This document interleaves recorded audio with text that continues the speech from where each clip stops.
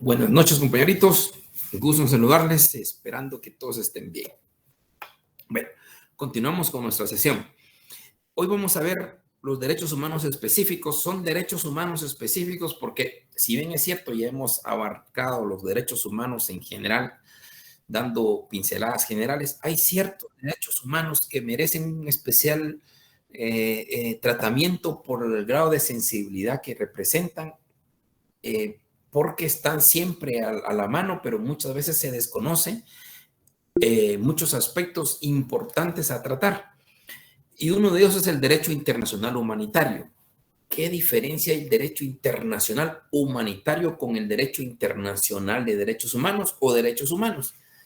Y esto es muy importante porque aclarar que el derecho internacional de derechos humanos o los derechos humanos, como lo hemos visto, sabemos perfectamente que la fuente es eminentemente internacional, desde las declaraciones universales, declaraciones internacionales, convenciones, pactos internacionales de derechos humanos. Es la fuente de los derechos humanos que hoy conocemos. Todos los derechos individuales, los colectivos y de solidaridad vienen de ahí, de las convenciones y tratamientos internacionales. Pero ¿qué pasa con el derecho internacional humanitario? Bueno, el derecho internacional humanitario, paradójicamente, eso suena paradójico, pero se da, es el derecho humano que se da dentro de un conflicto armado. O sea, cuando se vive en paz, tenemos los derechos humanos, tal como los conocemos. Ahora, cuando estamos en guerra, ahí entra el derecho internacional humanitario. Y para una breve explicación, para saber la fuente del derecho internacional humanitario, esto deviene de un conflicto dentro de algunas provincias de Italia en los años 1850. Cuando un soldado herido se da cuenta que existen otros soldados heridos, y quién por ellos, quién protege a estos soldados que están heridos. Y de ahí vino la idea, a través de un libro, determinar la importancia de que debe de existir un derecho humano para proteger a estos soldados heridos, caídos en batalla. Y de ahí se viene evolucionando enormemente el derecho internacional humanitario. La idea es, por eso vuelvo a decir, suena paradójico y es paradójico, es ser lo más humano, una guerra más humana. Que sabemos que una guerra es una guerra, de ahí lo que es de matar al enemigo. Pero ¿qué pasa con los que sobreviven? ¿Qué pasa con los que se rinden? ¿Qué pasa con los prisioneros de guerra? ¿Qué pasa con los náufragos? A ellos protege el derecho internacional humanitario. Por eso ese derecho internacional humanitario va dirigido en donde existe un conflicto armado interno o internacional. Ahí va dirigido el derecho internacional humanitario. Que la idea del derecho internacional humanitario es prohibir ciertos métodos y medios de combate. Hoy día hay varios convenios, varios tratados que prohíben el uso de guerra, de armas químicas, de otro tipo de armas que causan grave sufrimiento a las personas. Esa es la idea de tratar de ser lo más humanamente posible una guerra. Si no, ¿qué pasaría? Es proteger también a la colectividad, proteger a esa sociedad civil, proteger a estas personas que de una u otra manera han caído en combate. Ese es el derecho internacional humanitario. Este derecho internacional humanitario se apoya mucho con los convenios de Ginebra, los convenios de Ginebra del año de 1949. Aparte de toda esa normativa de la guerra, aquí yo se los explicaba en su momento cuando vimos la Corte Penal Internacional y estudiamos los crímenes de guerra, y ahí les expuse que es una falacia eso de que todo en la guerra y en el amor se vale, y eso no es así, es imposible, ni en el amor, mucho menos en la guerra. La guerra tiene normas, tiene reglas, y el que desobedezca las normas de la guerra se vuelve un delincuente, se vuelve un criminal de guerra. O sea, las normas de la guerra también hay que respetarlas. De eso se trata el derecho internacional humanitario, de respetar las normas de la guerra. Por ejemplo, en una guerra ya sea conflicto armado interno o conflicto armado internacional, usted no puede atacar a sociedad civil indiscriminadamente, sin sociedad civil o grupo de personas que no sean combatientes. Usted no los puede atacar, los ataca, usted se convierte en un criminal de guerra, es un delito. Y además de eso, si no se juzga al Estado, lo juzgará la Corte Penal Internacional. También protege escuelas, no se pueden atacar escuelas, no se puede atacar hospitales, no se puede atacar monumentos históricos. Por ejemplo, alguien invade Francia, no pueden atacar a la Torre Eiffel, por ejemplo. Aquí en Guatemala no podrían atacar la Tikal, la Antigua. Esos los protegen convenios de Ginebra. Son normas de la guerra que hay que proteger. También un náufrago del equipo contrario, hay que rescatarlo y ponerlo como prisionero de guerra. Y al prisionero de guerra hay que darle la alimentación, el vestuario, todos los derechos correspondientes a cualquier detenido. El que está herido del equipo contrario, hay que curarlo. El que esté enfermo, también hay que tratarlo, aunque sea del equipo contrario, tratarlo y conservarlo. O sea, ese es el derecho internacional humanitario. O sea, por más conflicto armado que exista, siempre se debe respetar, tratar de ser lo más humano. Alguien se rinde, perfecto, conservarle la vida y llevarlo aún como prisionero de guerra. Alguien es capturado, exactamente lo mismo. Aquí no funciona aquella frase que de una u otra manera hemos escuchado en películas o documentales, o no sé, decimos cuando alguien dice, vamos a ir a una guerra sin cuartel. Eso no se puede. Una guerra sin cuartel significa una guerra sin prisioneros de guerra. Eso no se puede, está prohibido. Por lo más lo que sea, no puede existir conflictos sin las normas, sin el respeto a las normas. Ojo, quien las violente, castigado. Hablando esto de violentar estas normas de los convenios de Ginebra, que es donde cuida, vuelvo a insistir, población civil no armada, náufragos, enfermos, heridos, hospitales, escuelas, monumentos históricos, eso es lo que protege los convenios de Ginebra. Si alguien lo violenta, ojo, preso por prisionero de guerra. En Guatemala podemos hablar con el artículo, hablar del artículo 378 del Código Penal. En ese artículo habla de como tipo la violación a los deberes de humanidad, los deberes humanitarios, y esto es un tema de derecho internacional humanitario. Entonces, el soldado, lo que sea, en un conflicto armado interno, ataca a población civil combatiente, está cometiendo criminal de guerra. Y si no lo castiga Guatemala, porque lo protege los gobernantes o lo que sea, ya nosotros a ser parte de la Corte Penal Internacional, la Corte Penal Internacional los juzga, no solo él, sino a todos los dirigentes. Mire qué importante es esto. Yo recuerdo, algunos de ustedes quizás también se recordarán hace unos 12 o 15 años por ahí, después de la guerra de Irak, hubo varios prisioneros de guerra. Esos prisioneros de guerra estuvieron aquí en Guantánamo, en Cuba. Y hubo una noticia, pero sobresaliente en esa época, que dos soldados norteamericanos, una pareja de soldados, tanto un hombre y una mujer,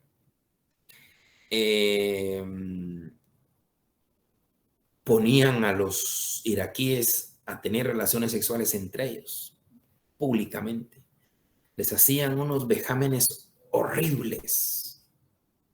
A través de una cámara los detectó a estos militares estadounidenses y los estadounidenses inmediatamente los llevaron, los juzgaron como criminales de guerra. ¿Por qué? Porque están lesionando los derechos de un prisionero de guerra, y el prisionero de guerra tiene derechos a la alimentación, al vestuario, a la salud y a su integridad física.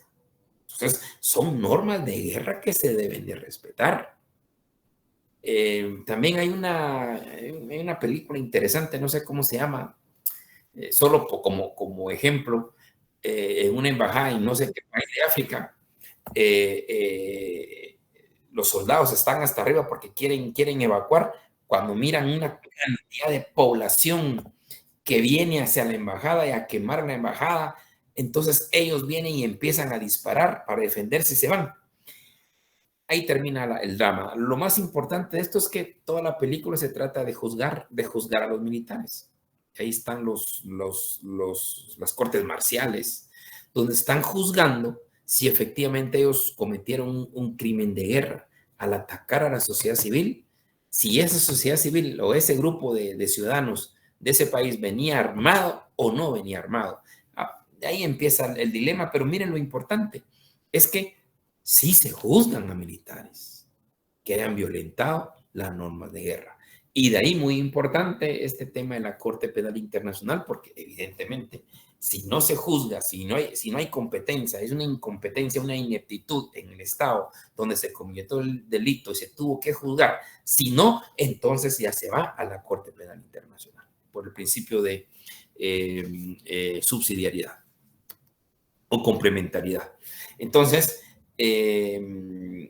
esto es importante pensar que todo lo que en cualquier conflicto armado, interno o internacional, hay normas y se deben de respetar. Y esas normas los da el derecho internacional humanitario. Y de ahí viene la famosa Cruz Roja Internacional o la Media Luna Roja. La Cruz Roja, pues, es el símbolo precisamente de eso, del derecho internacional humanitario, que ellos son neutrales en una guerra. Lo que les importa es proteger a heridos, enfermos, náufragos, prisioneros de guerra. Eso es su labor fundamental. Sé que ahorita en su cabecita dirá, pero mire, hoy están dos grandes conflictos armados internacionales, como el de Rusia y Ucrania, y el de Israel en la Franja de Gaza. Sí, aquí es donde tenemos que recordar cuando vimos aquello de las Naciones Unidas y estudiamos el Consejo de Seguridad, recordándoles a ustedes que el Consejo de Seguridad es la máxima autoridad con fuerza que tiene las Naciones Unidas. O sea, recordémosle que el Consejo de Seguridad es el que admite estados, es el que determina jueces, es el que todopoderoso y es el que a la larga puede intervenir militarmente en cualquier estado. Entonces la pregunta es, ¿por qué no ha intervenido Rusia? Usted tiene la respuesta. Y ni más ni menos, usted sabe que Rusia es un miembro permanente dentro del Consejo de Seguridad. ¿Y qué refleja ser miembro permanente? Bueno, ni más ni menos, tiene derecho a veto. Tiene derecho a vetar cualquier resolución del Consejo de Seguridad. Un solo veto. Eso es lo difícil del Consejo de Seguridad. Con un solo veto, ya no hay resolución del Consejo de Seguridad. Resoluciones de Naciones Unidas pueden salir 20,000, pero no tienen dientes. El único que tiene dientes es el Consejo de Seguridad. Y ahí, yo recuerdo que esta invasión de guerra de Rusia a Ucrania se conoció en el Consejo de Seguridad y efectivamente 13 votos a favor, China se abstuvo y Rusia vetó. Entonces no hay forma de que se haga efectivo la resolución del Consejo de Seguridad. Lo mismo suele pasar con Israel y la Franja de Gaza, porque recordemos que Israel es protegido totalmente por Estados Unidos y por Inglaterra, y ambos son miembros permanentes del Consejo de Seguridad. Las Naciones Unidas ha emitido una inmensa cantidad de resoluciones en contra de Israel, pero ¿y qué? No existe una resolución propia del Consejo de Seguridad, que ellos sí tienen dientes, ahí van los cascos azules, ahí van a intervenir cualquier tipo de situación en cualquier estado. Solo falta que veamos cuando unos estados se enfrenten que no tengan incidencia en el Consejo de Seguridad, se van a dar cuenta que ahí sí actúa directamente el Consejo de Seguridad. Pero en estos casos, casi imposible. Y recordemos que el principal fundamento y propósito que tiene Naciones Unidas juntamente con el Consejo de Seguridad es velar por la paz y seguridad mundial. Pero en estos casos no lo hace. Por lo mismo, se tiene un veto mínimo y con un veto no prospera ni una sola resolución de este Consejo de Seguridad de Naciones Unidas. Bien, este es el derecho internacional humanitario, ese derecho internacional que actúa efectivamente en conflictos armados internos o internacionales para ser un poquito más humanizada la guerra, evitar más muertes, evitar tratamiento mal de los prisioneros de guerra, rescatar náufragos, proteger esto que nos señalan las normas de la guerra, especialmente los convenios de Ginebra. Bien, ahora pasamos a un tema mucho más sensible, que es los derechos de las personas con discapacidad. Esto es de pura sensibilidad, porque a veces, por no tener estos comentarios, no solo son invisibilizados, sino que aún más se logran invisibilizar. En los derechos de discapacidad realmente se comprende solo aquel que por una discapacidad de un familiar permanente o personal lo tiene y por eso se esmera en esos derechos de las personas con discapacidad.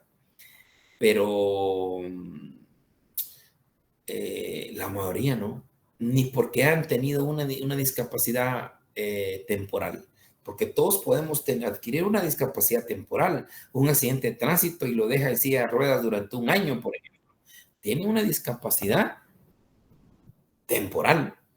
Y por eso es muy importante estudiar este tema, no solo porque podemos tener dentro de nuestro entorno familiar, sino porque algún día podemos serlo, o simplemente no más invisibilizaciones, no más invisibilizaciones de las personas con discapacidad, porque esta falta de sensibilidad hace que nosotros no regulemos adecuadamente, o si regulamos adecuadamente, no hacemos efectiva esa regularización.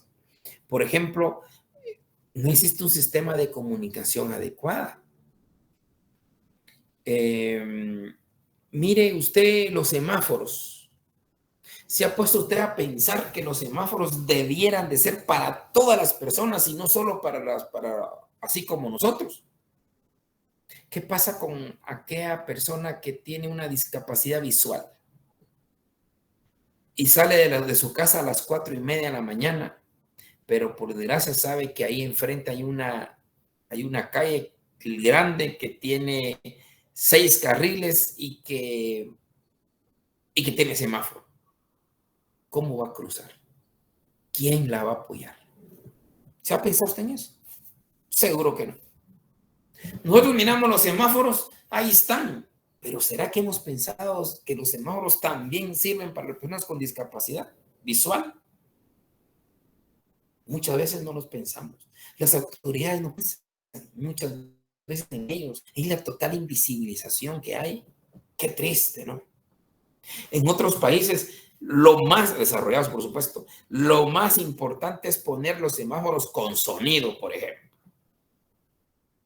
Entonces, el que tiene una discapacidad visual sabe que ese sonido lo habilita a cruzar el semáforo, la calle. Pero aquí en Guatemala, y no es que Guatemala sea tan pobre, señores, no, hay muchas cosas ahí que se miran. Lo que se quiere es voluntad, lo que se quiere es sensibilización. Lastimosamente tenemos un presidente con ese tipo de discapacidad, pero tampoco no se ha sensibilizado con el resto de población, que sí tiene esa discapacidad. Y nosotros tenemos que forjar que tienen que ser más visibles para que definitivamente todo lo que tenga acceso sea para todos, no solo para las personas que no tienen esa discapacidad. Hace muchos años, aquí en la facultad, en este curso, invité a una amiga que hizo su tesis sobre los derechos de las personas con discapacidad en la Universidad Francisco Marroquín. Interesante, la verdad, una plática hermosísima, porque ella es una persona con discapacidad. Entonces, por eso le motivó su tesis, pero dejó unas cosas impresionantes y nos decía en esa época, hoy no lo sufrimos, relativo a lo que vengo. Nos exponía, miren los teléfonos públicos. ¿Qué altura tienen los teléfonos públicos? ¿Será que pensaron en las personas con discapacidad que andan en silla de ruedas? No. Teléfonos públicos eran a determinada altura. ¿Y las personas de silla de ruedas qué? ¿Cómo podían accesar a un teléfono público? Hoy día posiblemente miro yo los cajeros, falta ver el tema, pero yo en principio veo que a los cajeros no pensaron en las personas con algún grado de discapacidad, ni visual, ni con las personas que andan en silla de ruedas. ¿Cómo van a alcanzar a marcar? ¿Verdad que no pensaron en ellos? Es la poca visibilización que se le da. Y por eso es importante estudiar estos derechos de las personas con discapacidad. Ah, qué bonito decir, tienen todos los derechos iguales ya, pero no le damos las herramientas para la efectivización de esos derechos. El ejemplo del empleo también es un tema bien importante. ¿Qué estudiamos de derechos humanos? Que todos los seres humanos somos iguales, que todos los seres humanos somos en iguales de condiciones, que todos tenemos los mismos derechos. Sí, pues. Y entonces, ¿por qué no se les habilita, aunque sea un pequeño porcentaje a las personas con discapacidad, de cualquier tipo de discapacidad? ¿Acaso no tienen ellos derechos o necesidades laborales? Eso no pensamos, ni en el sector privado ni en el sector público. Raros aquellos, he visto algunos interesantes, pero yo quisiera que eso se fomentara más, porque tienen derechos. No solo tienen esas dificultades, sino todavía se sienten carga para este tipo de personas que hacemos. Yo me siento una carga de mi mamá, yo quiero trabajar, mi madre ya me sacó de perito contador, mi madre ya me sacó de abogado y ahora ¿qué hago? Tengo que conseguir trabajo, claro. Esa apertura. La salud, no digamos, la salud es poco, los establecimientos poco accesibles para ellos, el transporte, el acompañamiento. Es bien difícil. Nosotros, ¿por qué no nos ponemos a pensar en ellos? Nosotros, ¿por qué caminamos con los dos pies sin ningún problema, pero no hemos puesto a pensar en ellos?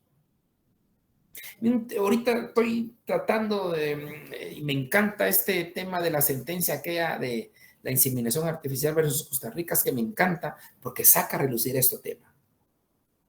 Pero más profundo, yo cuando vi la sentencia me encantó, me fascinó, cuando dice que las personas que no pueden engendrar o concebir niños tienen ese grado, se pueden considerar personas con discapacidad. Mire qué interesante. Y es ahí donde castigan al Estado de Costa Rica, porque el Estado de Costa Rica, en lugar de darle los métodos para solucionar esa deficiencia, se los quita y por eso tratan al Estado de Costa Rica como discriminador. Y ya le sacan esta convención de toda discriminación. Qué interesante. Porque uno eso no se pone a pensar. De verdad que no se pone uno a pensar que la persona, yo pues tengo el privilegio de ser padre de cuatro niños, pero yo sé y conozco personas, amigos y amigas, que añoran ser padres o madres. Y qué duro debe de ser. Qué frustrante debe ser. Entonces el Estado da las herramientas. Eso fue lo que le pasó a Costa Rica. Otro tema importante para las personas con discapacidad es la accesibilidad. Sobre la accesibilidad, bueno, pues a veces no hay baños para personas con discapacidad. Imagínense qué difícil es eso. ¿Cómo podrá ser para hacer sus necesidades básicas, aunque sea el uno? Qué difícil. Yo tengo un trauma y espero trasladárselos hoy a ustedes. Bueno, tengo otro pero este. Quisiera traérselos el día de hoy. El otro se los traeré el día lunes. Hoy tengo un trauma de veras, perdonen ustedes, pero es de las pasarelas. Las pasarelas. A donde sea que vaya, lo que miro son las pasarelas. Y me duele tanto pensar que las autoridades no piensan en las personas con discapacidad. Bueno, insistir, hay discapacidad temporal y permanente. Y cualquiera podemos surgir cualquiera de las dos en un momento dado. Cualquiera de nosotros. Miren las pasarelas altas, largas, las escaleras. ¿Será que las autoridades municipales piensan en las personas con discapacidad? ¿O ellos no se cruzan las calles? ¿O ellos pueden andar solo en helicóptero? ¿O qué? Ojo, no solo el de silla de ruedas, el cieguito. Ojo, también el que anda con muletas.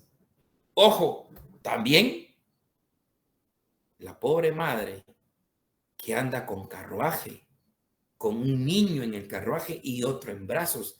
Qué difícil será para ellos, ¿verdad? ¿Será que las autoridades no lo han pensado? ¿O les viene flojo? No, hombre, que pensar en las personas con discapacidad. Y usted, futuro alcalde o alcaldesa, porque aquí debe de haber uno, seguro, seguro, que va a llegar a ser alcalde o alcaldesa. Por favor, visibilicemos estas cosas. Aquí en Guatemala, rara vez, aquí en la capital, rara vez miro una pasarela con rampa. Rarísimo. Creo que solo una he visto. Y todas las demás con gradas. Y me retuerce el alma. He visto que ahorita que están poniendo unas nuevas, bonitas, de lujo. Pero ¿y las personas qué va a hacer con el de silla de ruedas? Un tema interesante, histórico. Recuerdo que cuando la alcaldía municipal de Guatemala inauguró o iba a inaugurar el Transmetro, que no recuerdo la fecha, el año, no recuerdo.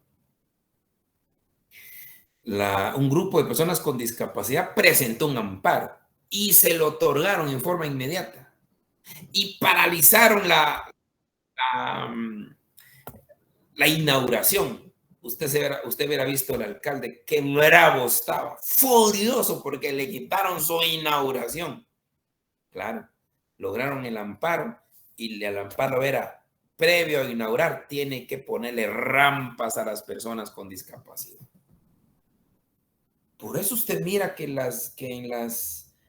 las estaciones de Transmetro están adecuadas para personas con discapacidad. No crea usted que habían pensado en ellas, no. Y de repente aquí estoy hablando con un ciudadano de aquellos con gallardía y plantean ya un amparo para el tema de las pasarelas, hombre, de veras, que es una ingratitud. Por eso les digo, tengo un trauma, porque donde sea, miro, lo primero que veo son las pasarelas. Y me causa un dolor que solo veo gradas. Nunca veo, o es raro, las rampas. Una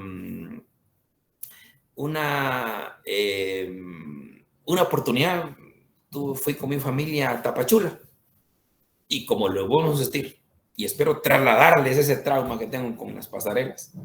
Nomás crucé la frontera de Guatemala a México, están las pasarelas. ¿Y qué creen que vi yo lo primero? Las pasarelas.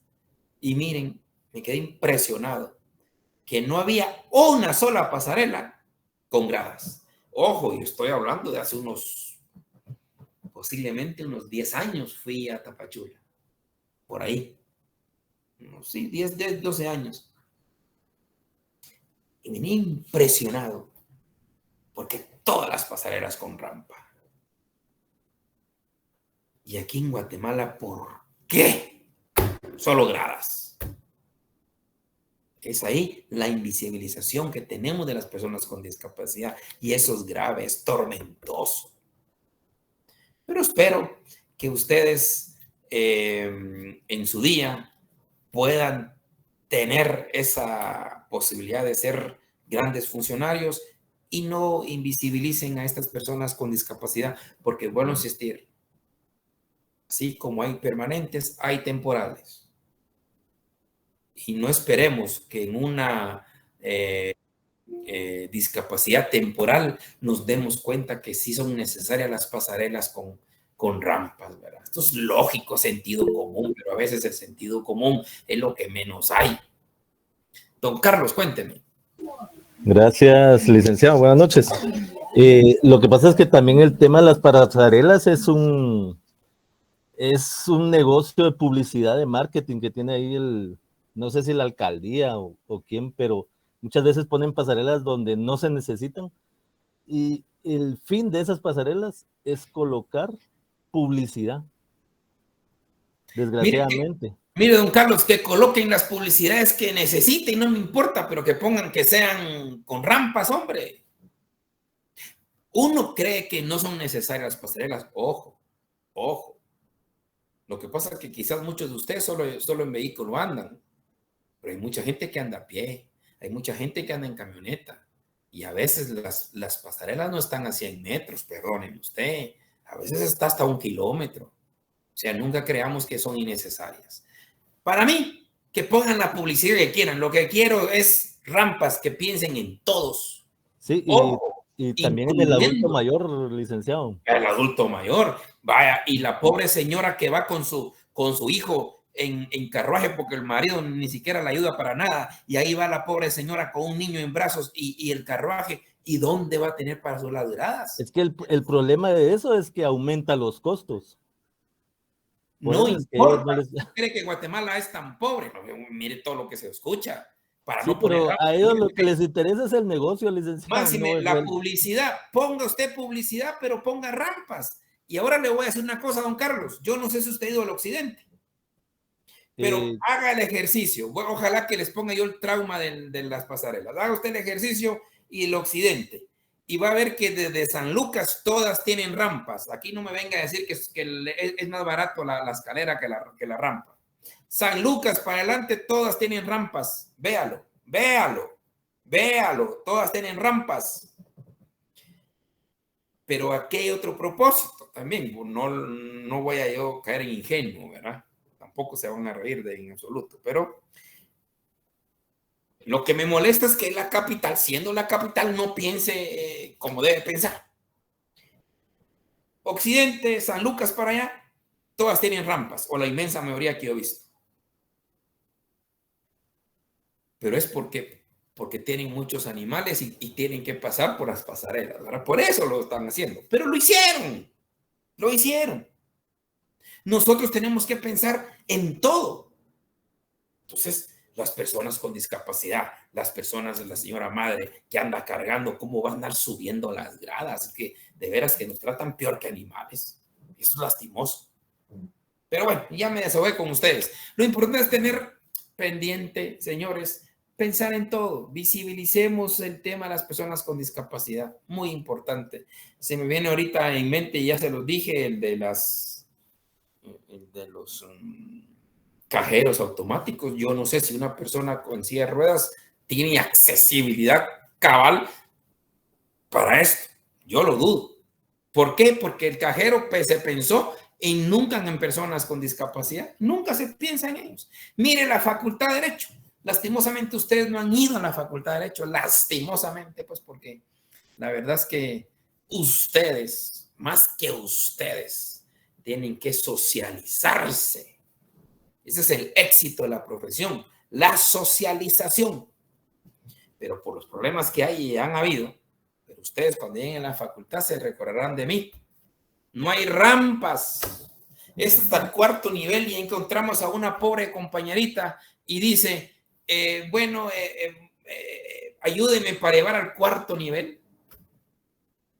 No, hombre, no se piensa en las personas que tienen alguna dificultad para subir. Esto es grave. y esto molesta. Cuénteme, don Carlos. Gracias. Sí, también con respecto a la universidad, yo le había escrito ahí anteriormente que también, digamos, en las clases presenciales, las personas que padecen alguna discapacidad como de sordera o de visual, por ejemplo, no tienen acceso. Así es. Yo, Así es. yo tuve un compañero que él era ciego y la esposa era la que tomaba las notas, o sea, llegaban los dos. Él Sí. pues escuchaba y la esposa estaba tomando notas y Sí, sí, sí, haciendo. no, no, exacto, exacto, no hay, no, no sé por qué la invisibilización, porque solo es uno de 1000, ¿verdad? Pero hay uno, y ahí estamos hablando de derechos humanos. Todos son iguales, claro, hay que darle las herramientas correspondientes para que efectivamente se cumpla con esa igualdad. Bien, otro tema también más complicadito son los derechos humanos de la mujer. No tan complicadito porque se entremezcla el tema del abuso de los derechos y no sé qué, pero para mí sí es importante tocarlo porque tenemos que ver que ese derecho de hombres y mujeres a una total igualdad es que las mujeres puedan tener el control de su propio cuerpo, el derecho a la remuneración justa e igualitaria, que en el ámbito internacional también padecen lo mismo. Las jugadoras de fútbol no ganan lo mismo que los jugadores de fútbol. Las jugadoras de tenis no ganan lo mismo que los jugadores de tenis. Son temas también que hay que tratar y que a la larga es una desigualdad de tratamiento. El derecho a su propiedad, el derecho al trabajo. Imagínense, hay maridos todavía que le dicen a la mujer que no vaya a trabajar, que se dedique a cuidar a sus hijos.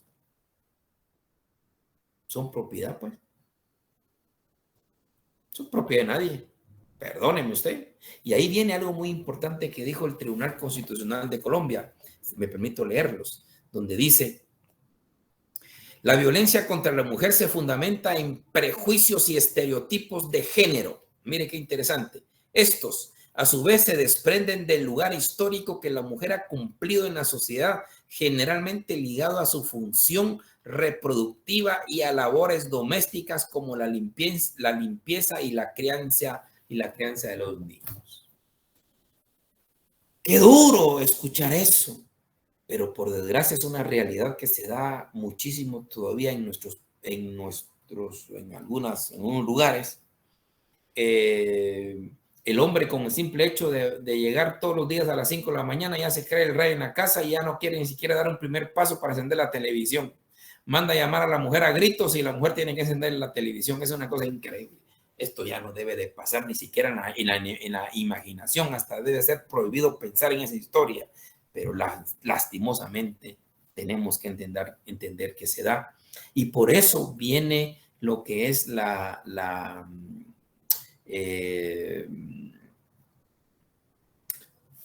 esta es la Convención de Belén do Pará, para evitar a toda costa más violencia a los derechos de la mujer y los niños y niñas.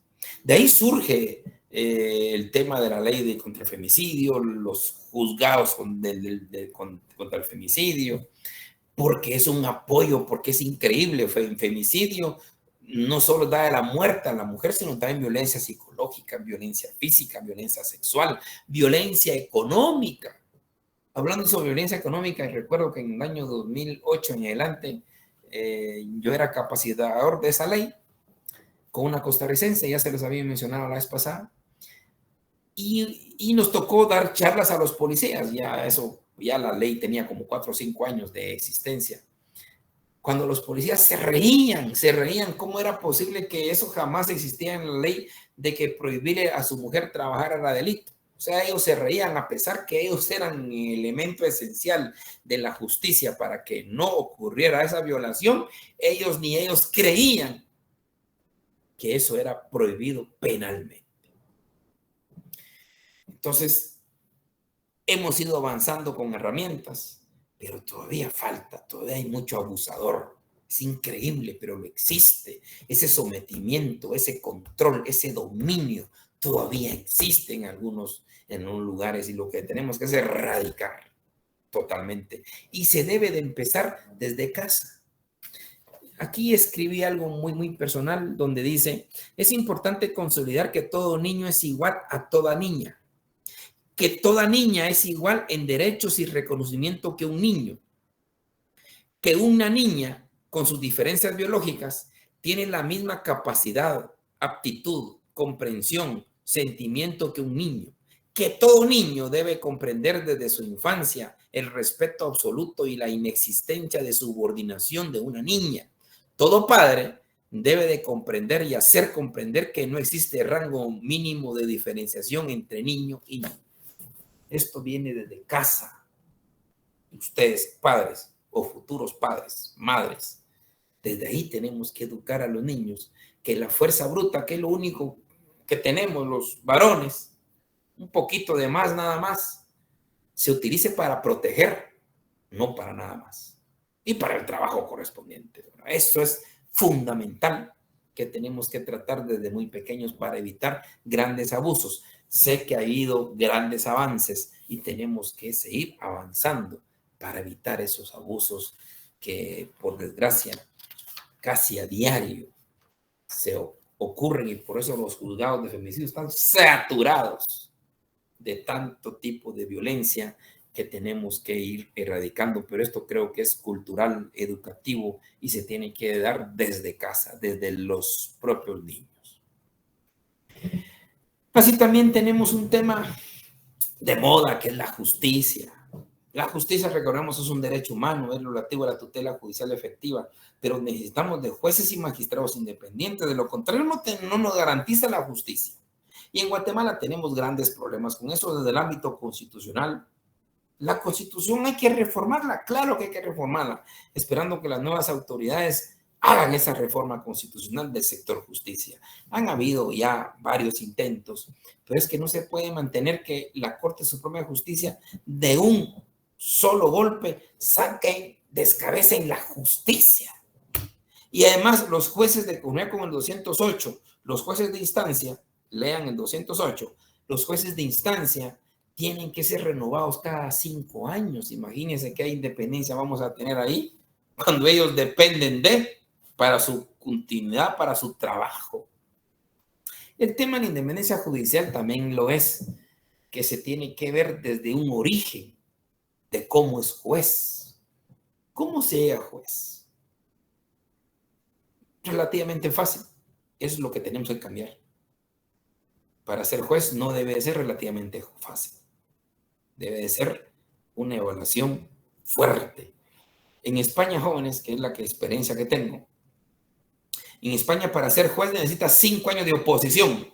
De oposición. ¿Qué significa oposición?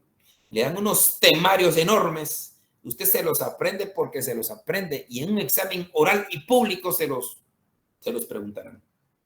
Y para eso esos temarios se necesitan al menos 4 a 5 años de estudio. Yo recuerdo de 8 de la mañana a 12 de la noche todos los días.